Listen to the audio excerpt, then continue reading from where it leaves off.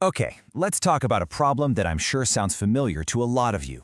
Your company comes up with this brilliant, game-changing strategy. Everyone's excited, but then, when it's time to actually do it, it just fizzles out. Well, today, we're going to dig into how aligning your entire organization is the secret sauce to turning that big idea into real, powerful action. I mean, that's the big question, isn't it? We see this happen all the time. A company sinks months into the perfect plan, but it just never gets off the ground. And the problem usually isn't the strategy itself. It's almost always a breakdown in alignment.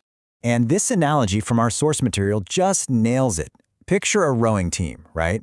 You could have 8 of the strongest rowers on the planet in that boat. But if they're all just doing their own thing, rowing at their own speed in whatever direction they feel like, that boat is going absolutely nowhere. It might even go backward. It's a perfect picture of how, without alignment, all that individual talent just goes to waste. So what happens when you do get everyone rowing together? What's the big prize? Well, it's a really powerful concept called synergy. And believe me, this is exactly why all the hard work of getting aligned is so worth it.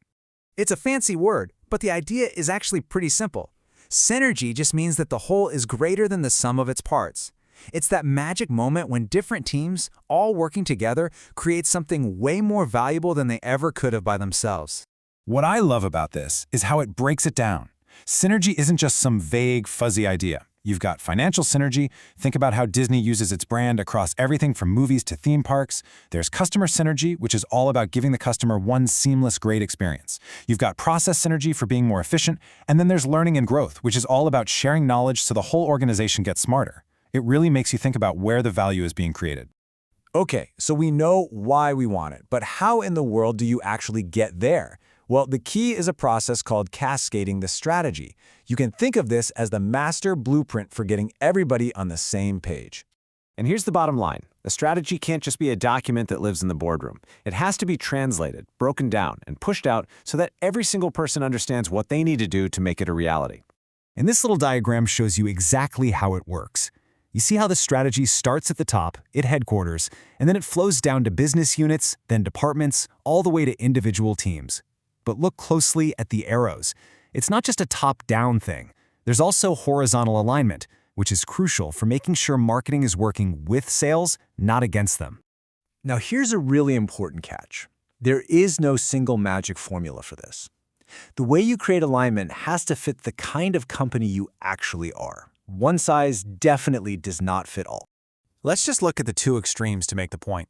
On one hand, you've got a passive holding company like Tata. They own a bunch of different businesses that pretty much run themselves.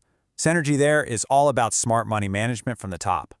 Then, on the complete opposite end, you've got a company like Best Buy. Corporate headquarters controls almost everything to make sure that when you walk into a Best Buy in Miami, it feels exactly the same as one in Seattle. Most companies are going to fall somewhere in between these two. And check out this fantastic real-world example. Canadian Blood Services is a super complex organization, right? But look at how they create alignment. They rally everyone around 3 simple, powerful themes: safety, operational excellence, and plan for tomorrow. Every single thing they do has to connect back to one of those 3 ideas. It's such a smart way to create focus. All right, let's get to what is maybe the most important part of this whole equation, the people. You can have the slickest diagrams and processes in the world, but if your employees aren't on board, your strategy is dead in the water. It has to become everyone's job. So, how do you do that? Well, it really boils down to these 3 key steps. First, you have to communicate. Second, you've got to connect the strategy to what people care about, their own goals, and how they get paid. And third, you have to give them the right training so they actually have the skills to pull it off. Let's just double down on that first point for a second, because communication is everything. I mean, there's this incredible story about a CEO who said if he ever wrote a book about his success, 1 chapter would be on strategy and 5 would be on communication. That tells you everything you need to know about what's really important. And that brings me to my absolute favorite story from the source material. It's about a guy named Jack Klink, who was a president at Mellon Financial. And he had this amazing habit. He would just walk around the office, find a random employee, and pull the company's 1-page strategy map right out of his jacket pocket. And then he'd ask them 3 simple questions. First, do you know what this is? Second, can you explain it to me? And then the third one, this is the kicker. How does the work you are doing right now help us achieve something on this piece of paper? Wow. Can you just imagine the kind of message that sends to the whole company? The takeaway here is just so clear, isn't it? When the people at the top show, through their actions, that understanding the strategy is a top priority, everyone else gets the message loud and clear. Alignment doesn't start with a memo, it starts with leadership. And that brings us right back to our rowing boat, a great strategy that's just the plan for the race. Winning the race comes from alignment. It comes from making sure every single person in that boat knows the plan, knows their job, and is pulling that oar in perfect time with everyone else.